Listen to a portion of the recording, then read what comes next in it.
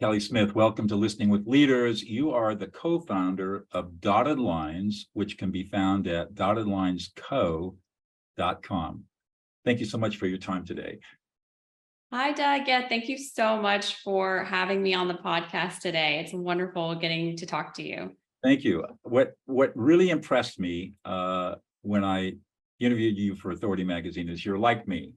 You're a lawyer. You were a transactional lawyer, not a trial lawyer like I was, and you had the courage to break out of the big firm lifestyle and form your own firm.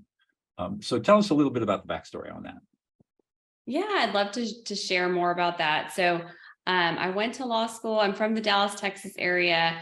Went to law school at SMU here in Dallas, had a wonderful experience there. And during law school, it was really sold that the dream was to get this big firm attorney job. That was kind of the pinnacle. And so, worked really hard in law school to get those qualifying grades, to get that big firm job, and was so grateful for the opportunity. And I do have to say, starting my career there, absolutely no regrets. I mean, you get very sophisticated work. I learned from some of the most intelligent, smart people, great clients. So very, very glad for the opportunity to start my career there. But, a few years in, I started realizing that I just didn't feel like, as I looked at my life as a whole, that staying there forever was going to be the most fulfilling thing for me. I've always had a very entrepreneurial spirit, really since I was a young girl. I can remember being as young as 5 or 6 and coming up with the different businesses I would be trying to run out of like our front yard and sell stuff to our neighbors. I mean, it was kind of odd. So I've always had this draw inside of me, wanted to pursue that. And so I left the firm actually to go work for a very successful serial entrepreneur.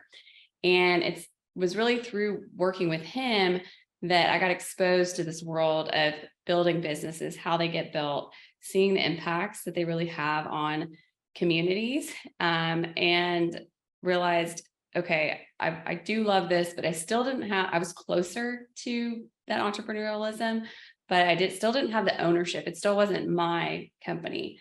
So when my co-founder, Kristen, came to me with this idea of providing access to legal education, well-drafted contract templates, and supporting startup entrepreneurs who might not otherwise either know where to find an attorney or couldn't afford a traditional attorney, I latched onto the idea, absolutely loved it. And so told her I'm in. And it was really at that point that we came together and used our experience and our backgrounds to form Dotted Lines and provide this education to other and legal templates to other entrepreneurs. So tell us about Dotted Lines. It's obviously online. What services does it provide? So we have a couple different service lines right now, and we're always looking to expand. But right now, there's kind of two groups we're serving. So the first group is health, wellness, nutrition professionals, and we have really tailored contracts available for that group. And then we also serve business coaches, career coaches, mindset coaches, life coaches. That's another segment we have. And so we've developed contract templates to support those entrepreneurs. And then I think one thing that's unique about what we offer, as opposed to if you were to go to, obviously the legal Zoom exists if you want legal templates, but I think what makes us more unique is, one, we're really tailored down to these niches. We really understand them. And so the templates are much more tailored to the needs of the niche. Second, we do tutorial videos with all of our contract templates to really walk our customers through exactly what the provisions mean so that they really feel empowered with these contracts, and they know what's inside of them, and to the extent they need to be, there's some blanks that need to be completed, they feel really confident when doing that. And then I think the third difference, and the one I'm really the most excited about, is there's an educational component to it. So we have a signature program that includes over 40 educational videos, kind of everything you need to start and run a business. So a lot of those simple questions that well, they appear simple to us because we've done this for so long, but can be difficult if it's your first time. So questions about how do I form an entity? Where do I go? What kind of Um, right? yeah, what kind of entity? Some tax questions. How do I get an EIN? And then questions about, day-to-day things that come up when you're operating a business. Like, what if someone steals my content? What if I have a bad client relationship and I need to terminate it? Well, how do I handle that? Refund requests, kind of the very common things that come up for business owners. We wanted to contemplate all of that and then create these educational lessons that could be made available for those who need it. That's pretty cool. And how long has Dotted Lines been up? So about a year now. So we're still relatively new, and so we've got all of our content there, and now we're just working on continuing to penetrate the market and make it known that we exist. We've had incredible feedback from our customers so far, which is really, really satisfying. You pour your heart and soul into something, and I feel like you really do become vulnerable to put yourself out there in the world, and you want it to be successful. You're kind of holding your breath until you get those first comments and testimonials in. And as we've seen such positive feedback, it really has been so fulfilling to know that the mission we set out to accomplish, we are achieving. So what's it like to now be an entrepreneur and have basically a startup that is involved in providing unbundled legal services compared to when you were working at a big firm doing client work? I think that it's definitely very different, but it's really rewarding because I think I'm able to see that we're serving an entirely different audience, and what would traditionally be a really underserved community. I think that it's tough because I feel so really just blessed that I have this legal education, and I want to be able to share it with as many people as possible. And I think that the legal system is a bit of a dinosaur, and that there are barriers to access that are really holding people back that don't need to be there. So the way we've designed this model, where it's, educational pre-recorded lessons and a template model, it makes it much more affordable, accessible. And to me, that is so exciting because I feel like we are empowering individuals to start in businesses that they might not otherwise feel confident to start at all. Or what we've seen a lot of times too is that, and I was guilty of this myself, is that you kind of intentionally stay small because maybe you're not doing things right, or you feel like if I stay smaller, I have less risk because I don't know that I'm protected from my risk, so I'll just stay small. So what I love about it is we're able to bring this education to many people about how to protect risk, and then it kind of gets rid of that, whether it's conscious or a lot of times it's even subconscious, that you got to stay small because you're worried about risk exposure and you don't know what you're doing and from the legal side of things.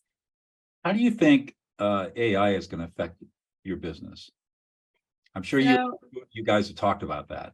That's a great question, and we've definitely talked about it and had conversations about it. And I think it's not just our business, but the legal industry as a whole. And I think that it's something I'm ready to embrace because, again, kind of the statement I made earlier about just feeling like there is a failure in how legal services are delivered to communities right now. I do think AI is great because I think it will continue to bring that access to more people. But as we all know, there are limitations with AI as well. And so I think that through Dotted Lines, we're going to be able to bridge that gap of still having very tailored contracts to, these specific industries. And then also there's that educational component as well, that it's going to be more difficult to get through AI.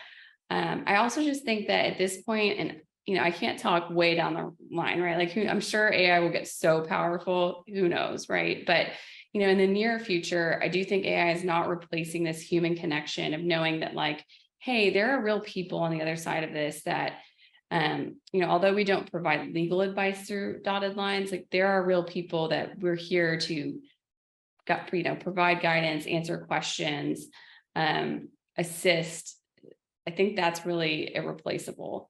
So I just had the thought, for what it's worth, is that when we think about something like Chat GPT, you could do a whole video segment on what kind of prompts to use in order to get a legal document, a good legal document.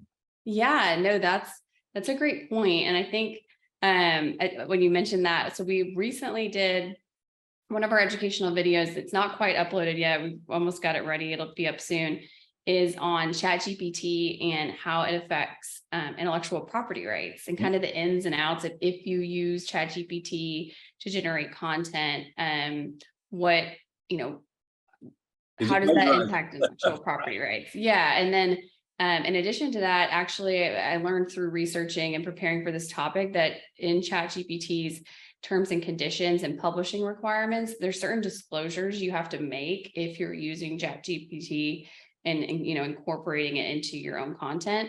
So this video that we recorded, it has more information about the disclosure requirements as well. We also wrote a blog post on it that's out there if anybody's interested in learning more, because I was fascinated as I dug in. It's such novel issues. I think it's gonna be a real game changer as it evolves.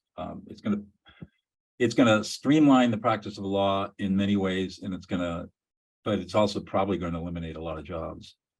Yeah. Lower level jobs in law firms, because I mean, once you understand how to do prompts and it gets sophisticated enough, you can draft a contract in seconds. Yeah, and even, I mean, I've demoed some of the software that's out there right now to review contracts. It can be very powerful. I know it can review very basic NDAs, things like that are coming through, and it is very powerful, and I'm sure will just continue to increase in what it can do. So what is it that gets you excited every morning, get you out of bed and get you, oh boy, another day, how exciting, how much fun am I going to have today? That's a great question. A few different things. I do think that feeling like one of the reasons I love working on dotted lines is I feel like it's the opportunity to show up every day and continue working and building something. And to me, that's exciting. Because every day I feel like I get to really think strategically of, how are we going to grow our audience? How are we going to get our name out there? How are we going to continue to deliver more value to people? So that excites me so much. And it's just, when you're an entrepreneur, it's never ending, right? Like, I have so many ideas and thoughts and things I want to chase down, and there's really only so much time in the day. But so that's really exciting. And I think secondly, it's just really knowing what's important to you and being able to align with that mission. So, for example, through dotted lines, I really believe that we are helping people. I believe in entrepreneurship. I see what it's done for our society, how, entrepreneurs, what they've been able to come up with, what they've delivered to our society, how it helps themselves, their own families, their employees, whole communities. It's huge. And so being able to be just a small part of that is very exciting and gets me up in the morning. Good for you. And what is it that you think is unique about what you bring to the table? That's a good question too. I like to ask good questions. Yeah. Well, I think that one unique piece of my personality would be that I do feel like I've always been, people, when I hear other people, what they would say about me is that I'm a very down to earth person. And I feel like I've always been very relatable. I have a somewhat diverse background, and I feel like that has been able to help me relate to, broader groups of people, and just having that kind of emotional intelligence and being able to really connect with people on that level. That's something that I feel like I've always had a gift of, and I'm just so thankful for it. Like, people are what I love. Relationships are what I love. So How did you develop that? That's unusual in a lawyer, I must say. I don't, it is unusual in a lawyer. And I think that has been, that was a challenge for me at the law firm, because I will say that that's not always the case. And I know you have a background as a litigator. So I split my summer between a transactional group, my summer internship between a transactional group and a litigation group. So I quickly found that given my personality, I did not like all of the contention that comes with litigation. I will say at least transactional is a better fit because it's mostly deal making and trying to get people to come together. So at least I was able to get that. I mean, you're still fighting over deal points, but at the end of the day, you share a common goal. So that was important to me. And I think I just I've always looked for ways to, connect people within the communities I'm in. So, back at the law firm, I was highly involved in our summer recruiting efforts and taking on mentees through that. After that, when I left to work for the serial entrepreneur I mentioned, I kind of got nicknamed the social chair because I was always the one to kind of coordinate social outings and connect our team and our group together. So I think finding those ways, even maybe outside of my normal typical job duties, has always been very fulfilling and important to me. I have to say that I think you've got a powerful combination going for you. If you combine emotional competency, which you have, with obviously a legal education and a lot of really good experience, I mean, that's a combination that's so rare and it's so powerful. So good for you. I mean, I'm trying to teach people the skills that you're talking about. That's what I do now. I teach people how to become emotionally competent, which gets me to my next question. I teach them, people learn how to be emotionally competent by learning how to listen, strangely enough. And I mean, it's quite powerful the way it works. So let me ask you, how powerful is listening in everything that you do, your entrepreneurial work, your legal work? Oh, I think it's absolutely essential and critical.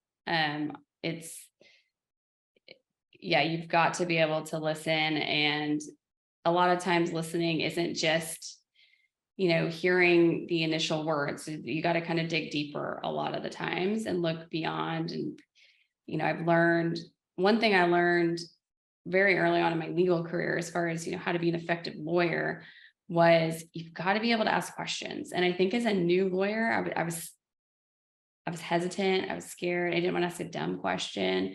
And I think as you build that confidence and learn, like, no, I do know what I'm doing, and asking questions is just really a part of this job and digging in.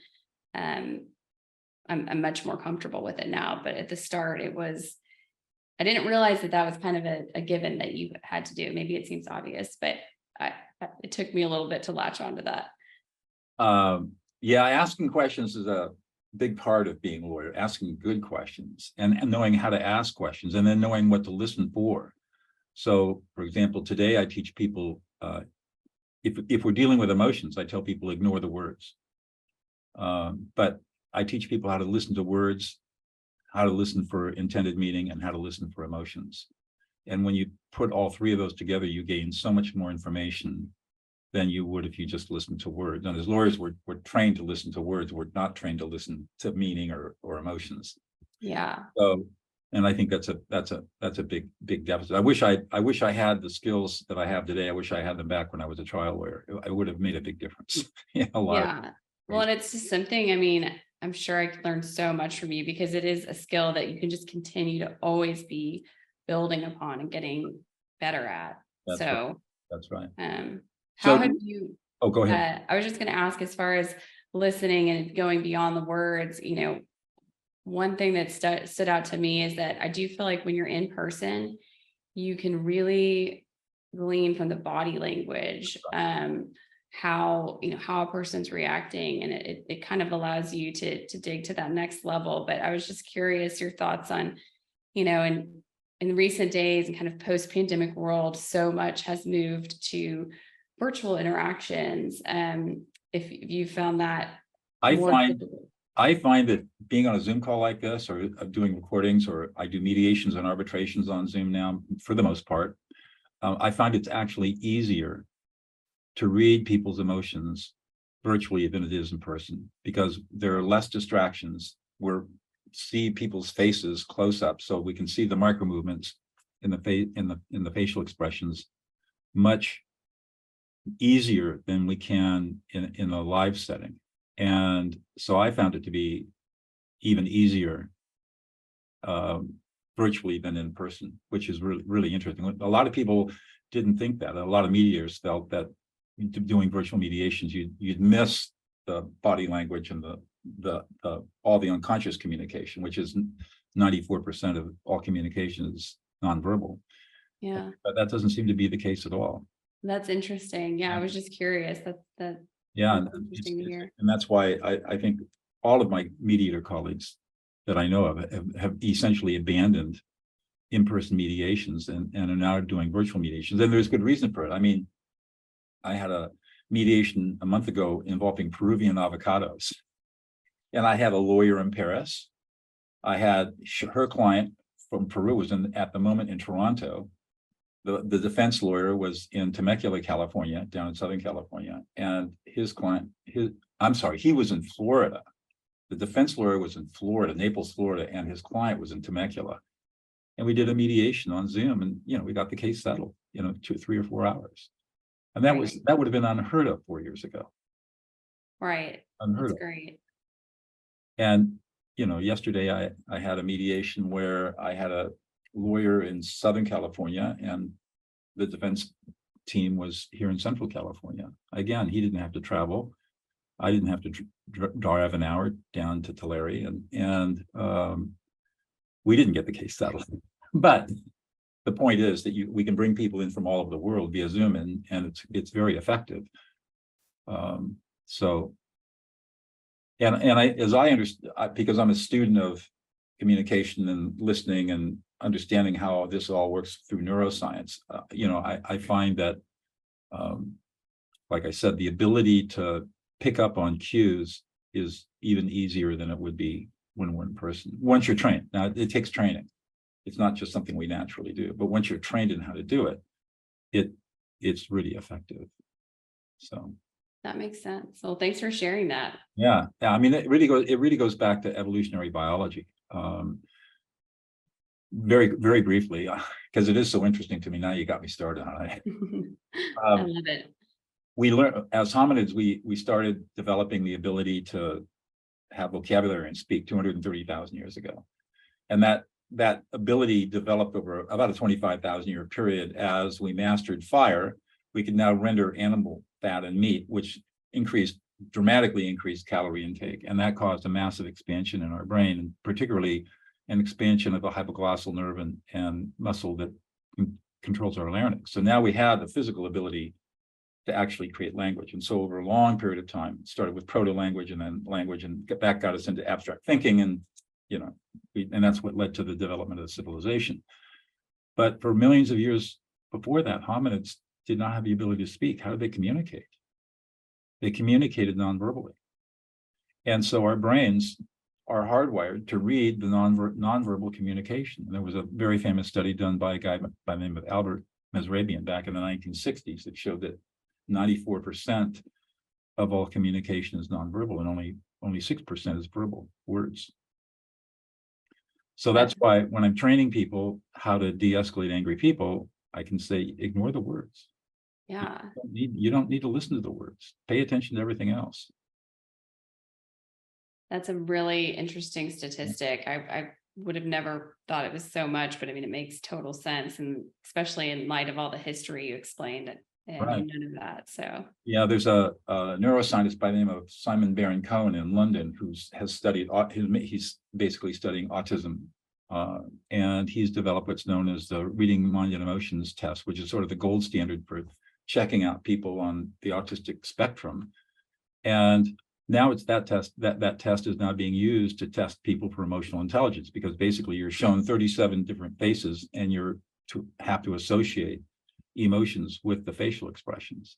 How well can you read emotions in people's faces? And obviously, if you score low, that's an indicator that you might be suffering somewhere along the autistic spectrum. And for people who could also be alexithemic.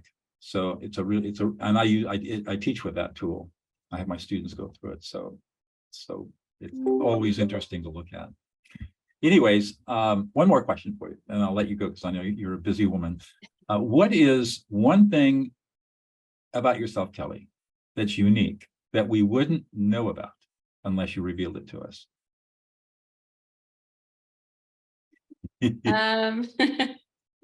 I love asking this I question. know, I feel like that's a tough one. What do I have that's unique about me? You wouldn't know about That you wouldn't know about. unless you revealed it to us. We would never guess. Well, so one, like, this is kind of a fun fact is as a child, we took a trip to Universal Studios and I appeared on one of those Nickelodeon game shows and actually won that particular contest. I don't know if anybody recalls, watching those challenges as children, but that was kind of That's pretty interesting and pretty different. a pinnacle childhood moment with appearing on that. So yeah, I suppose you were probably pretty competitive as a kid. I was definitely competitive. So winning that challenge was exciting. Unfortunately, the prize was, not $100,000 or anything like that. It was some glow in the dark sports balls. So I was disappointed by my prize, but at least, I had a short-term claim to fame. There you go. But don't think many people at this point in my life would know about that anymore. And I think the videos are fortunately also long lost. So Well, thank you so much for your time today. I've really enjoyed this conversation. I did as well. Thank you, Doug. Thank you so much for having me today. You're welcome.